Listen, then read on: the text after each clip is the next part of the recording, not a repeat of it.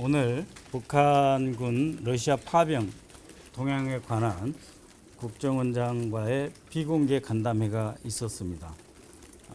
원래 비공개 간담회였기에 언론 브리핑은 없는 것으로 계획하였습니다만 정보위원 전원이 참석하셨고 또 국민들의 관심이 높은 사안이기 때문에 백그라운드 브리핑을 하기로 그렇게 위원장과 국정원 측과 양당 간사가 합의해서 여러분께 간략하게 백그라운드 브리핑을 하도록 하겠습니다. 먼저 그 첩보 입수 경위입니다. 북한과 러시아는 최근 그 북러 간의 신조약 제4조 한쪽이 침공을 받을 시에 지체 없이 군사 원조를 제공한다라고 하는 신조약 4조를 체결한 이후부터 파병에 대해 논의하기 시작했다. 또 러시아의 국방장관이었던 쇼이구 현 국가안보회의 서기가 북한을 방문하여 파병에 대한 절차 논의가 개시된 것으로 판단하고 있다라고 했습니다. 현지에 그러면 실제로 파병되었느냐? 전투 병력이 전투 현장에 파병되어 있지는 않다고 판단하고 있습니다만 8월 초 지난주에 이미 발표한 바대로 북한 미사일 개발 총책 김정식 군수공업부 제1부부장이 러시아 우크라이나 전선에서 현지 지도하는 모습이 포착되었다라고 하는 것입니다. 그동안 언론에서 전체 규모가 어느 정도 될 것이냐라고 하는 판단 문제가 있었죠. 그것에 대해서는 국정원에서는 약 1만여 명이 투입될 것이다라고 하는 상당히 근거 있는 첩보를 제시하였습니다. 현재 그 북한 병력은 9월, 10월 두 차례 북한 내에서 훈련하는 모습이 포착되었었죠.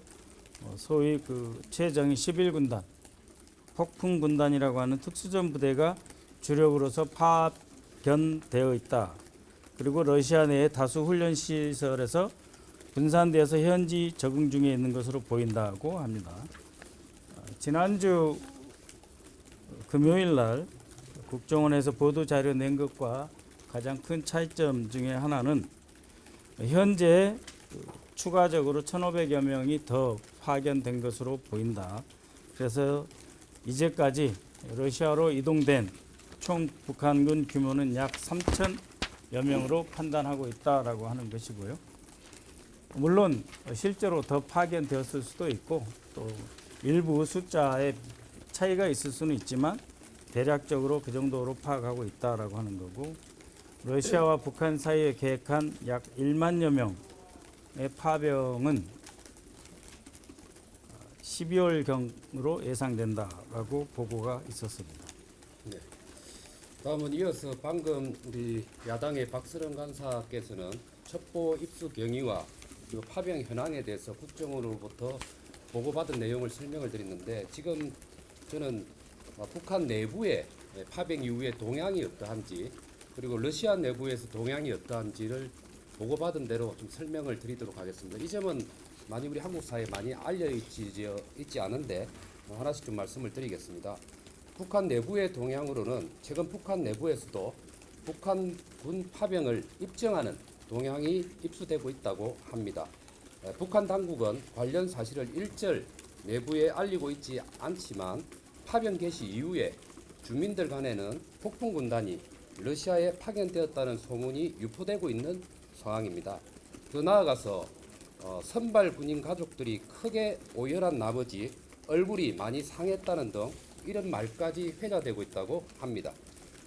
이에 따라서 북한 당국은 철저한 입단속과 함께 파병 군인 가족들을 보다 효과적으로 통제 관리하기 위해서 이들을 모처로 집단 이주 격리하고 있는 정황도 포착이 되고 있다고 합니다.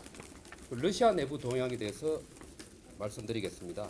러시아군이 한국어 통역 자원을 대규모로 선발하고 있다는 동향이 확인되고 있으며, 북한군에게 군사장비 사용법은 물론 무인기 조종 등 특수교육도 진행하고 있다는 사실도 확인되었습니다. 또한 군사훈련에 참여한 러시아 교관들은 북한군이 체력과 사기는 우수하나 드론 공격 등 현대전에 대한 이해가 부족하다고 평가하고 전선에 투입될 시에 사망자가 다수 발생할 것으로 예상하고 있습니다. 이상 이렇게 네 가지 분야로 나누어서 국정원에서 우리 국회의원들에게 정보위원회에게 보고를 한 내용을 간사가 이렇게 설명을 드렸습니다. 질문 하나씩 질문을- 만 받죠? 질문, 질문 각자 하나씩만 받겠습니다. 북한군이 오늘 격전지에 처음으로 배치됐다.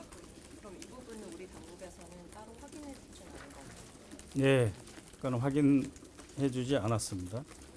그리고 그 북한의 이번 그 파병 의도에 대해서는 북한 러시아 군사 동맹의 고착화, 유사시에 러시아의 그 한국에 대한 개입 유도, 경제난 돌파구 마련, 군 현대화 가속의 필요성으로 판단하였고 이것에 대해서는 여러 가지 갑론을박이 있었습니다.